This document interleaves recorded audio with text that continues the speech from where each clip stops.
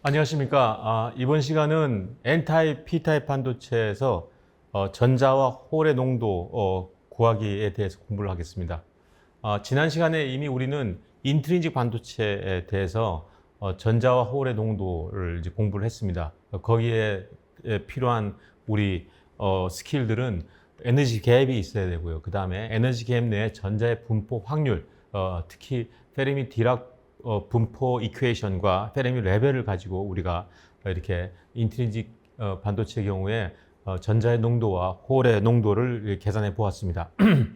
바로 전 시간에는 N타입, P타입을 공부했고 N타입, P타입의 원리를 공부했고 이번 시간에는 이제 N타입, P타입의 전자와 홀의 농도를 이제 계산해 보는 시간이 되겠습니다. 아주 이것도 간단하고 또 중요한 개념들도 있으니까 잘 봐주시기 바랍니다. 자, 이번 시간은 N타입, P타입 전자의 홀의 농도입니다.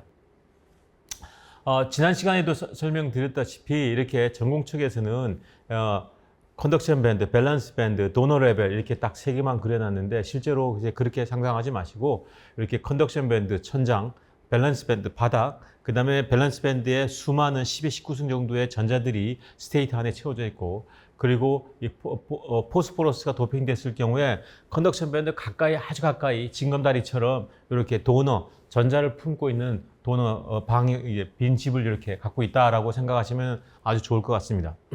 그 다음에 이 P타입 같은 경우에는 전공책에 이렇게 설사 컨덕션 밴드 이렇게 줄 3개가 그려져 있더라도 마음속으로 본인의 마음속으로는 컨덕션 밴드, 밸런스 밴드 그리고 이렇게 보론 같은 경우에 억셉터 레벨이 바닥 근처에 빈 방이 억셉터 그러니까 내가 받을 수 있는 준비를 갖고 있는 그런 빈집을 하나 갖고 있다라고 생각하시면 좋을 것 같습니다. 그래서 밸런스 밴드의 수많은 전자들 중에 몇 개 선택된 거에 이제 일루 억셉터로 이제 올라오게 되겠죠. 올라오게 되면서 여기는 마이너스 극성을 갖고 여기는 플러스 극성을 가지게 되지 않습니까? 자, 여기에 대해서 공부를 했고요. 그 다음에 0K에서도 이미 여러 번 설명했습니다.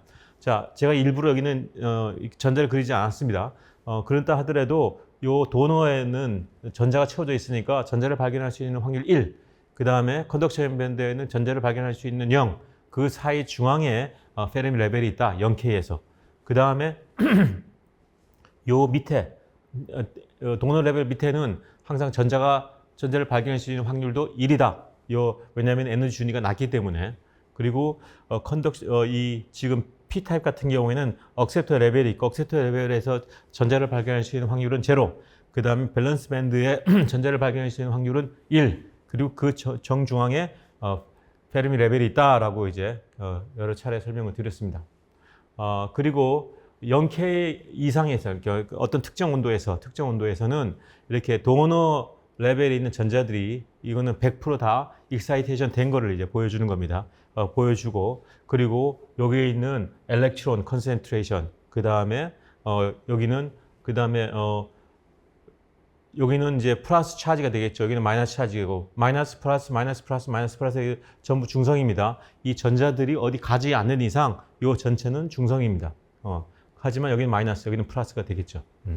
그 다음에 P타입 같은 경우에는 이제 억셉터 레벨이 여기 있는데 여기에 굉장히 가까이 있기 때문에 밸런스 밴드 가까이 있기 때문에 300K 열 에너지 가지고도 충분히 익사이테이션 됩니다. 그랬을 때 여기 홀들이 생성이 되고 이 홀들이 홀의 이동도, 고유의 이동도를 가지면서 왔다 갔다 하면서 전류를 일으키게 되는 겁니다. 그리고 여기 마이너스 차지, 플러스 차지, 마이너스 플러스에서 토탈 전부 중성이 되는 겁니다. 여기 홀들이 사라지지 않는 이상. 네. 그래서 이렇게 되고요. 그래서 극성을 얘기했고, 그 다음에 전자와 홀의 농도에 대해서 이렇게 얘기했습니다. 지금 이거 같은 경우에는 도너 레벨에 있는 전자들이 다 100% 다 올라갔다고 해서 우리가 D는 도너를 뜻하고 이거는 농도를 뜻합니다. 그래서 도너의 도핑한 농도, 내가 아이온 임플란테이션에다 프로그램을 어떻게 하냐면 10에 17승을 했다. 그러면 10에 17승, ND 이퀄 10에 17승이 되는 거고 N-not, small N-not 같은 경우에는 컨덕션 밴드에 존재하는 전자의 농도를 얘기하는 겁니다. 그래서 ND 이퀄 N N not인 경우에 10의 17승을 도핑했는데 전자의 농도도 10의 17승이다. 그거는 100%다 excitation 됐다라고 이제 얘기하면 되는데 뭐 그럴 경우도 있고 또 ND equal N not이 아닐 경우도 있습니다. 그래서 뭐 이거는 뭐 예를 들어 60% 올라갈 수도 있고 70% 그거는 뭐 계산위에서 이제 우리가 페르미 디락 분포를 배웠기 때문에 거기다 넣고 이제 풀어보면은 얼마만큼 떨어져 있을 때 그리고 온도에 따라서 이제 100% 올라가느냐, 뭐 60% 올라가느냐, 또는 50% 올라가느냐 계산할 수 있지만 그냥 우리가 이런 전공 체계에서는 이렇게 우리가 반도체 공학, 기본 반도체 공학에서는 이 100% 다 올라간다고 가정하고 푸는 게 계산하기가 훨씬 쉬워서 보통은 ND equal N not 또는 NA equal P not을 많이 씁니다. 자, NA는 억셉터의 도핑 농도, 그러니까 억셉터 보론을 10에 15승을 넣습니다. 그래서 15승 넣었으면 P not이라는 거는 이 10의 15승계의 전자, 밸런스 밴드의 10의 15승계의 전자들이 이 억셉터로 다 채워지는 겁니다. 그러면 홀의 농도는 10의 15승이 되는 거죠. 이제 그럴 경우에 NA equal P not가 되는 겁니다. 물론 실제인 경우는 이제 그렇진 않겠지만, 그래서 반도체 공학처럼 이렇게 기본적인 교과서에서 배운 데는 주로 ND equal N not을 쓰고요. 그다음에 NA equal P not을 이렇게 쓰는 경우가 많습니다. 자, 여러 번 강조하지만 이 그림들은 정말로 여러 번 강조해도 지나치지 않을 정도로 중요합니다. 자, intrinsic, N-type, P-type, 그 다음에 density of state, conduction band, density of state, balance band 다 머릿속으로 그리시고, 그 다음에 이 지금 페르미 디락 분포 곡선이 정중앙, 페르미 디락 분포 곡선이 컨덕션 밴드 가까이, 페르미 디락 분포션이 밸런스 밴드 가까이 이렇게. 그리고 가까이 밸런스 밴드 가까이 갈수록 또는 컨덕션 밴드 가까이 갈수록 농도는 점점 올라간다. 이렇게 올라간다. 그다음에 농도가 전자의 농도 높을수록 더 많이 높을수록 이렇게 이 전체 분포 곡선을 위로 올려야 된다. 이 홀의 농도가 높을수록 전체 페르미 디락 분포 곡선을 내려야 된다. 그러면은 내가 전자의 농도가 높으면은 점점 페르미 레벨이 위로 올라가겠네. 그 다음에 홀의 농도를 높으면 높을수록 이 페르미 레벨이 점점 밸런스 밴드로 내려가겠네라는 것을 인식할 수 있습니다. 이런 것들이 나중에 겨우 다 PN 정션하고 연관되고요. PN 정션에서 또 디플리션 width하고 연관되고 또 거기에 생기는 엘렉트릭 필드하고 연관되기 때문에 제가 계속 이렇게 강조해서 말씀을 드리는 겁니다.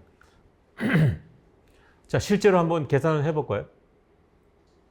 실리콘 밴드 갭 1.1, 300K, 그 다음에 NC는 이미 주어진 겁니다. 2.8 곱하기 10의 19승, 그 다음에 10의 19승이고요.